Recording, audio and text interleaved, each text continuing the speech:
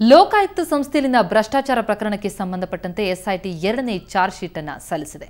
ಲೋಕಾಯುಕ್ತ ನ್ಯಾಯಮೂರ್ತಿ ಎಎಸ್ ಬೋಪಯ್ಯರವರ ನಿವಾಸಕ್ಕೆ ಭೇಟಿ ನೀಡಿದ ಎಸ್ಐಟಿ ಅಧಿಕಾರಿಗಳು ಚಾರ್ಜ್ ಶೀಟ್ ಸಲ್ಲಿಕೆ ಮಾಡಿದ್ದಾರೆ. ಲೋಕಾಯುಕ್ತ ಕೋರ್ಟ್ಗೆ ರಜೆ ಇರುವಂತಹ ಹಿನ್ನೆಲೆಯಲ್ಲಿ ಎಸ್ಐಟಿ ತಂಡ ಎಡಿಜಿಪಿ ಕಮಲ್ ಪಂತ್ ನೇತೃತ್ವದಲ್ಲಿ ಬೋಪಯ್ಯರವರ ನಿವಾಸಕ್ಕೆ ತೆರಳಿ 1600 ಪುಟಗಳ ಚಾರ್ಜ್ ಶೀಟ್ ಅನ್ನು ಸಲ್ಲಿಕೆ ಮಾಡಿದೆ.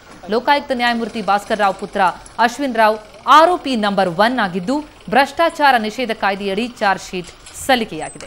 2013ರಲ್ಲಿ ಭದ್ರಾ ಮೇಲ್ದಂಡೆ ಯೋಜನೆ ಎಂಜಿನಿಯರ್ ಆಗಿದ್ದ ಚನ್ನಬಸಪ್ಪ ಮನೆ ಮೇಲೆ ಲೋಕಾಯುಕ್ತ ದಾಳಿ ನಡೆದಿತ್ತು. ಈ ಪ್ರಕರಣದಲ್ಲಿ ಬಿ ರಿಪೋರ್ಟ್ ಸಲ್ಲಿಕೆಗೆ ಅಶ್ವಿನ್ ರಾವ್ ಮತ್ತು ಅವರ ತಂಡ ಹಣದ ಬೇಡಿಕೆ ಇಟ್ಟಿದ್ದಂತಹ ಆರೋಪವಿತ್ತು. ಹಿನ್ನೆಲೆಯಲ್ಲಿ ಅಶ್ವಿನ್ ರಾವ್ ಚಾರ್ಜ್ ಶೀಟ್ನಲ್ಲಿ ಆರೋಪಿ ನಂಬರ್ 1 ಅಂತ ಸಲ್ಲಿಕೆಯಾಗಿರುವಂಥದ್ದು.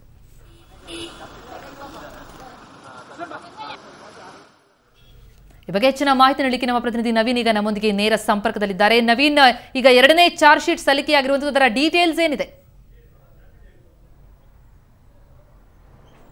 ಖಂಡಿತ ಪ್ರತಿಮಾ, ಕ್ರೈಮ್ ನಂಬರ್ 58 ಅಂದ್ರೆ ಚನ್ನಬಸಪ್ಪ 2013ರಲ್ಲಿ ಅವರ ಮೇಲೆ ಒಂದು ಲೋಕಾಯುಕ್ತ ದಾಳಿ ಆಗುತ್ತೆ. ಈ ದಾಳಿ ಪ್ರಕರಣಕ್ಕೆ ಸಂಬಂಧಿಸಿದಂತೆ ಏನು ಒಂದು ಚನ್ನಬಸಪ್ಪ ಅನ್ನೋರು ಲೋಕಾಯುಕ್ತದಲ್ಲಿ ದೂರು ಕೊಡ್ತಾರೆ. ಈ ಹಿನ್ನೆಲೆಯಲ್ಲಿ ಪ್ರಕರಣಕ್ಕೆ ಸಂಬಂಧಿಸಿದಂತೆ ಚಾರ್ಜ್ ಶೀಟ್ ಅನ್ನ ಇವತ್ತು ಲೋಕಾಯುಕ್ತ ನ್ಯಾಯಮೂರ್ತಿ ಬೋಪಯ್ಯ ಅವರಿಗೆ ಮನೆಗೆ ನಿವಾಸಕ್ಕೆ ನೀಡಿರುವಂತದ್ದು. ಚಾರ್ಜ್ ಶೀಟ್ ನಲ್ಲಿ ಇರುವಂತಹ ಮಹತ್ವದ ಅಂಶಗಳನ್ನ ನೋಡೋದಾದ್ರೆ, ಈ ಒಂದು ಪ್ರಕರಣಕ್ಕೆ ಸಂಬಂಧಿಸಿದಂತೆ ನ್ಯಾಯಮೂರ್ತಿ ಅವರ ಪುತ್ರ ಅಶ್ವಿನ್ ರಾವ್ ಅವರನ್ನ A1 ಮಾಡಲಾಗಿರುವಂತಹದ್ದು. ನಂತರ ಅದೇ ರೀತಿಯಾಗಿ ವಿ ಭಾಸ್ಕರ್ ಅವರನ್ನ A2 ಮಾಡಲಾಗಿರುವಂತಹದ್ದು. ನಂತರ ಅದೇ ರೀತಿಯಾಗಿ ಅಶೋಕ್ ಮತ್ತೆ ಸೈಯದ್ ರಿಯಾಜ್ ಅವರನ್ನ A4 ಮಾಡಲಾಗಿರುವಂತಹದ್ದು. ಇಲ್ಲಿ ಗಮನಿಸಬೇಕಾದಂತಹ ಒಂದು ವಿಶೇಷ ಏನಂತಂದ್ರೆ, ಪ್ರಕರಣಕ್ಕೆ ಸಂಬಂಧಿಸಿದಂತೆ ನ್ಯಾಯಮೂರ್ತಿ ಭಾಸ್ಕರ್ ರಾವ್ ಅವರ ಹೇಳಿಕೆಯನ್ನು ಸಹ ಈ ಒಂದು ಪ್ರಕರಣದಲ್ಲಿ ಪರಿಗಣನೆ ತೆಗೆದುಕೊಂಡು ಅವರನ್ನೂ ಸಹ ಏನು ಒಂದು 123 ಸಾಕ್ಷಿಗಳನ್ನ ಕಲೆ ಹಾಕಿರುವಂತಹದ್ದು ಹಿನ್ನೆಲೆಯಲ್ಲಿ ಅವರನ್ನು ಕೂಡ ಸಾಕ್ಷಿ ಅಂತ ಪರಿಗಣಿಸಿರುವಂತದ್ದು ಇಲ್ಲಿ ಪ್ರಮುಖವಾದಂತಹ ಅಂಶ.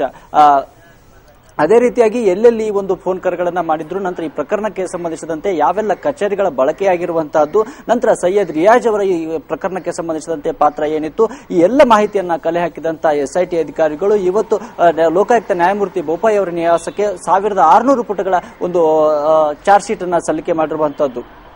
ಅದೇ ರೀತಿಯಾಗಿ ಈ ಪ್ರಕರಣಕ್ಕೆ ಸಂಬಂಧಿಸಿದಂತೆ ಏರ್ ಟಿಕೆಟ್ ಆಗಿರಬಹುದು, ನಂತರ ಯಾವೆಲ್ಲ ಪ್ರಕರಣಕ್ಕೆ ಸಂಬಂಧಿಸಿದಂತೆ ಏನು 4 ಜನ ಆರೋಪಿಗಳೇನಿದ್ದಾರೆ ಆರೋಪಿಗಳ ಚಲನವಲನಗಳನ್ನು ಮತ್ತೆ CCTV ಫುಟೇಜ್ಗಳನ್ನು ಸಹ ಈ ಒಂದು ಎಸ್ಐಟಿ ಅಧಿಕಾರಿಗಳು ಪರಿಗಣಿಸಿದ್ದಾರೆ. ಅದೇ ರೀತಿಯಾಗಿ ಲೋಕಾಯುಕ್ತ ಏನು ನ್ಯಾಯಾಲಯದಲ್ಲಿ ಅಶ್ವಿನ್ ರಾವ್ ಎಷ್ಟು ಸಾರಿ ಭೇಟಿ ಕೊಟ್ಟಿದ್ರು, ನಂತರ ಪ್ರಕರಣಕ್ಕೆ ಸಂಬಂಧಿಸಿದಂತೆ ಚನ್ನಬಸಪ್ಪ ಅವರಿಗೆ ಎಷ್ಟು ಸಾರಿ ಎಲ್ಲ ಕರೆಯನ್ನ ಮಾಡಿದ್ರು, ಈ ಎಲ್ಲ ಸಮಗ್ರವಾದ ಮಾಹಿತಿಯನ್ನ ಕಲೆ ಹಾಕಿದಂತಹ ಎಸ್ಐಟಿ ಅಧಿಕಾರಿಗಳು ಸಮಗ್ರವಾದ 1600 ಪುಟಗಳ ಚಾರ್ಜ್ ಶೀಟ್ ಅನ್ನ ಇವತ್ತು ನ್ಯಾಯಮೂರ್ತಿ ಬೋಪಯ್ಯ ಅವರ ನಿವಾಸಕ್ಕೆ ಸಲ್ಲಿಸಿದೆ. ಭಾವನಾ, ಥ್ಯಾಂಕ್ ಯು ನವೀನ್ ತಮ್ಮೆಲ್ಲ ಮಾಹಿತಿಗೆ.